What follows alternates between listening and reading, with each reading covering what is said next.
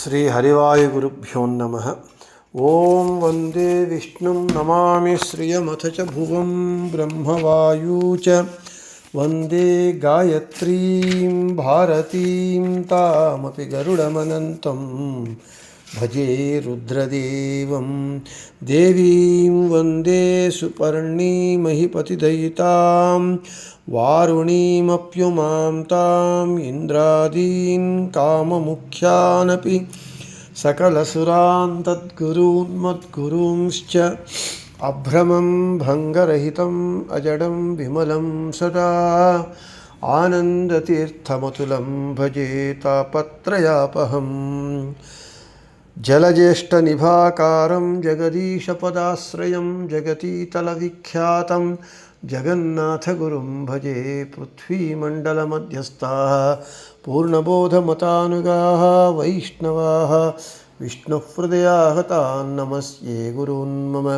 ಪ್ರಸನ್ನಶೂರಮಾಧವಕರಾಬ್ಜೋತ್ಥಾನ್ ಯತೀಶ್ವರಾನ್ ವೀರರಾಮರತಾನ್ ವಂದೇ ವಿದ್ಯಾಸಾಗರಮಾಧವಾನ್. ಆಪಾದಮೌಳಿಪರ್ಯಂతం ಗುರುಣಾಮಾಕೃತಿಂ ಸ್ಮರೇತ್ ತೇನ ವಿಘ್ನಾಃ ಪ್ರಣಶ್ಯಂತಿ ಸಿದ್ಧ್ಯಂತಿ ಚ ಮನೋರಥಾಃ. ಶ್ರೀ ಗುರುಭ್ಯೋ ನಮಃ. ಹರಿ ಓಂ.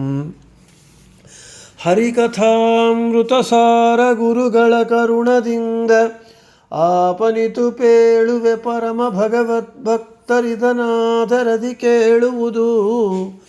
ಶ್ರೀರಮಣಿಕರ ಕಮಲ ಪೂಜಿತ ಚಾರು ಚರಣ ಸರೋಜ ಬ್ರಹ್ಮ ಸಮೀರವಾಣಿ ಫಣೀಂದ್ರವೀಂದ್ರ ಭವೇಂದ್ರ ಮುಖ ವಿನುತ ನೀರಜ ಭವಾಂಡೋದಯ ಸ್ಥಿತಿ ಕಾರಣನೆ ಕೈವಲ್ಯದಾಯಕ ನಾರಸಿಂಹನೆ ನಮಿಪೆ ಕರುಣಿಪುದಮಗೆ ಮಂಗಳವ. ಜನನಿಪಿತ ವಾರಿದಾಂಬರವೆನಿಪ ಪಂಚಾಗ್ನಿಯಲಿ ನಾರಾಯಣನ ತ್ರಿಂಶತಿ ಮೂರ್ತಿಗಳ ವ್ಯಾಪ್ತಿಗಳ ನೆನೆದು ದಿವಸಗಳೆಂಬ ಸಮಿಧಗಳನ್ನು ನಿರಂತರ ಹೋಮಿಸುತ್ತ ಪಾವನಕ್ಕೆ ಪಾವನ ನೆನಿಪ ಪರಮನ ಬೇಡು పరమ సుఖ. మన హరికథామృత సారము పాఠంలో నిన్నటి రోజున వెనకటి పాఠంలో మనము పంచమహాయజ్ఞ సంధి యందు 25వ పద్యం చెప్పుకున్నాము. మన లింగదేహంలో ఉండేటటువంటి భగవద్రూపముల ఉపాసన క్రమాన్ని చెప్పుకున్నాం. ఈరోజు మనలో ఉండేటటువంటి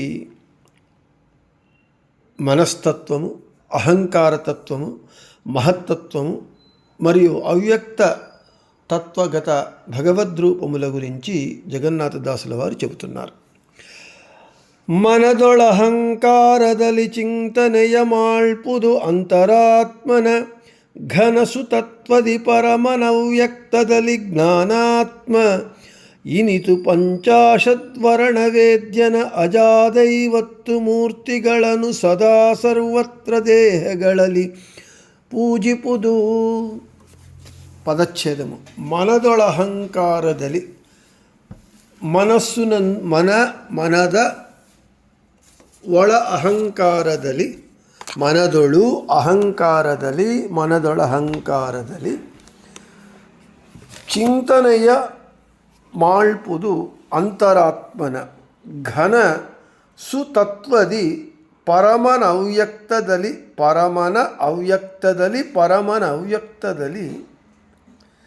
ಜ್ಞಾನಾತ್ಮ ಇನಿತು ಪಂಚಾಶತ್ ವರ್ಣ ವೇದ್ಯನ ಅಜಾದೈವತ್ತು ಮೂರ್ತಿಗಳನ್ನು ಸದಾ ಸರ್ವತ್ರ ದೇಹಗಳಲ್ಲಿ ಪೂಜಿಪುದು. ఇక ప్రతిపదార్థం. మనదొడు లింగదేహగతమైనటువంటి మనస్సునందు ఆత్మనామక భగవంతుడు ఉన్నాడు. అహంకారతత్వంలో అంతరాత్మ భగవద్రూపుడు. ఘనసుతత్వది అంటే మహత్తత్వమునందు పరమాత్మనామక భగవద్రూపము. ಅವ್ಯಕ್ತತತ್ವమునందు ಜ್ಞಾನಾತ್ಮನಾಮಕ ಭಗವದ್ರೂಪಾన్ని చింతనయ మాల్పుదు. ధ్యానం చేయాలి. ఇనితు ఈ రీతిగా పంచాశద్వర్ణవేద్యన అకారము మొదలుకొని లకారము ఉన్నటువంటి 50 అక్షర ప్రతిపాద్య ಅಜಾದಿ ಅಜ ಆನಂದಾದಿ 50 మూర్తిಗಳನ್ನು అక్షర ప్రతిపాద్యమైనటువంటి 50 భగవద్రూపములను సదా నిరంతరము సర్వదేహగళది మన అన్ని దేహములందు పూజింపుదు, అంటే పూజించాలి, ధ్యానించాలి. ఇక తాత్పర్యము, మన లింగ శరీరగత మనస్సునందు ఆత్మనామక భగవంతుడు, అహంకారతత్వమునందు అంతరాత్మనామక భగవంతుడు, మహత్తత్వమునందు పరమనామక భగవంతుడు, అవ్యక్తతత్వమునందు జ్ఞానాత్మనామక భగవంతుణ్ణి ధ్యానం చేయాలి. ఈ విధంగా అకారము నుండి లకారము వరకు ఉన్నటువంటి అజాది పంచాశద్వర్ణవేద్య భగవద్రూపములను, అంటే 50 వర్ణముల అక్షర ప్రతిపాద్య భగవద్రూపములను నిరంతరము మన అన్ని దేహములందు ధ్యానించాలి, పూజించాలి అని చెప్తున్నారు. ఇక విశేష వివరణ. వెనుకటి పద్యంలో షోడశ కళాత్మకమైనటువంటి లింగ శరీరము గురించి చెప్పి ఇప్పుడు మనస్తత్వమును, అహంకారతత్వము, అవ్యక్తతత్వము, వీటిలో ఉన్నటువంటి భగవద్రూపములను చెబుతూ ఉన్నారు. మనస్తత్వమునందు ఆత్మనామక భగవంతుణ్ణి, అహంకారతత్వమునందు అంతరాత్మనామక భగవంతుణ్ణి, మహత్తత్వమునందు పరమాత్మనామక భగవంతుణ్ణి, అవ్యక్తతత్వమునందు జ్ఞానాత్మనామక భగవంతుణ్ణి ధ్యానించాలి చెబుతూ మనకు అకారము నుండి పంచాశద్వర్ణవేద్యన అన్నారు. అంటే 50 వర్ణములు అకారము నుండి లకారము వరకు ఆ వర్ణ ప్రతిపాద్య భగవద్రూపములను. అయితే మధ్వాచార్యుల వారు ఏకపంచాశద్వర్ణానాం అని అన్నారు. అంటే 51 వర్ణవాచ్య భగవద్రూపములు అంటూ ఉన్నారు. ఇది ఏమిటి అని అంటే అకారము నుండి లకారము వరకు 50 అక్షరములు అం అజాయ నమః, ఆం ఆనందాయ నమః అని వస్తాయి.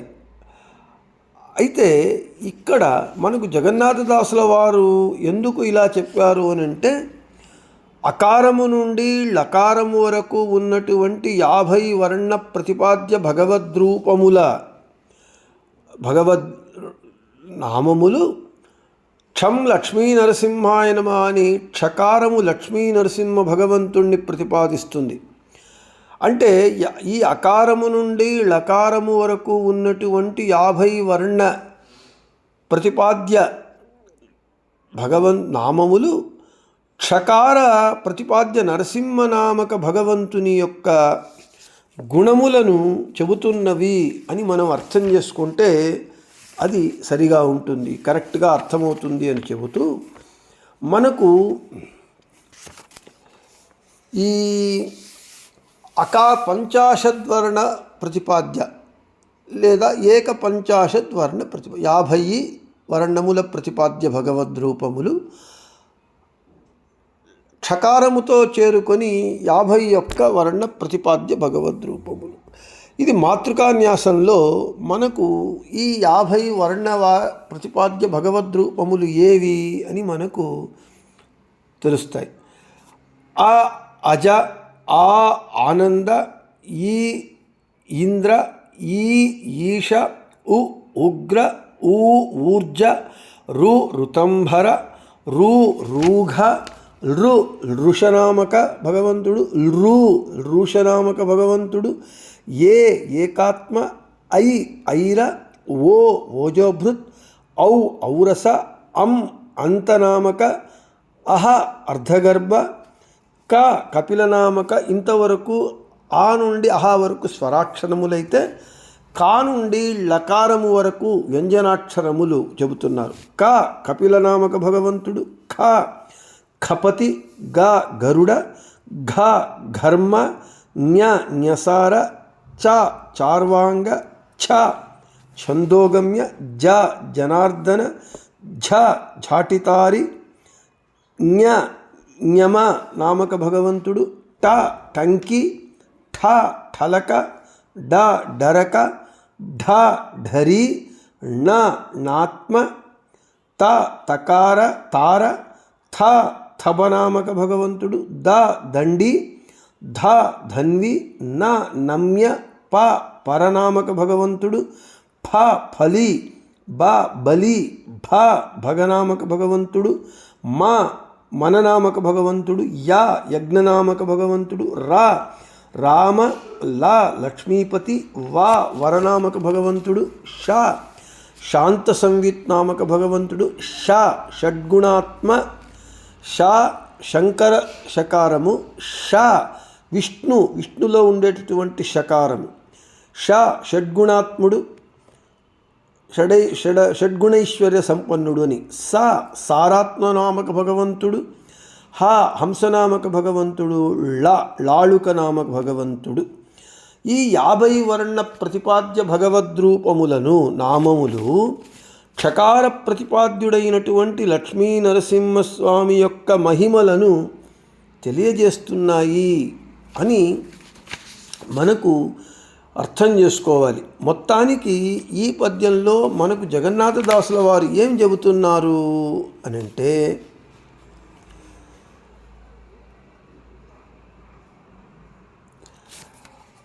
ఈ మనస్తత్వము, అహంకారతత్వము, మహత్తత్వము, అవ్యక్తతత్వగత భగవద్రూపములను ధ్యానించాలి.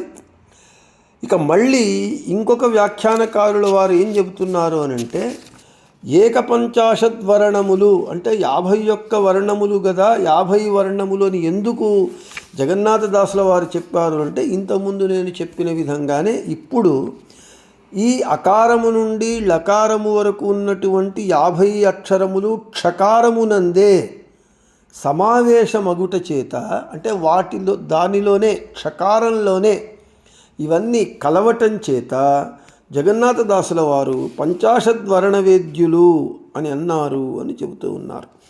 కాబట్టి ఈ 50 వర్ణవాచ్య భగవద్రూపములు మధ్వాచార్యుల వారు రచించినటువంటి తంత్రసారంలో చెప్పినటువంటి మాతృకాన్యాసమునందు చెప్పబడింది. ఈ 50 వర్ణవాచ్య భగవద్రూపాలు ఇంతవరకు మనం చెప్పుకున్నాం. ఈ 50 వర్ణవాచ్య భగవద్రూపముల యొక్క అర్థములను ఒకసారి ఇంతకుముందు చెప్పుకోవటం జరిగింది వెనుకటి సంధులలో. మళ్ళీ ఇంకెప్పుడైనా సందర్భం వచ్చినప్పుడు చెప్పుకుందామని చెబుతూ, ఈరోజు ఈ 4 తత్వములందు 51 అక్షరములందున్నటువంటి భగవద్రూపములను ఉపాసన చేయాలి అని చెబుతూ, రేపు 27వ పద్యంలో స్థూల దేహగత భగవద్రూపములను గురించి చెప్పుకుందామని చెబుతూ, శ్రీకృష్ణార్పణమస్తు, మధ్వేషార్పణమస్తు. అందరికీ శుభమస్తు.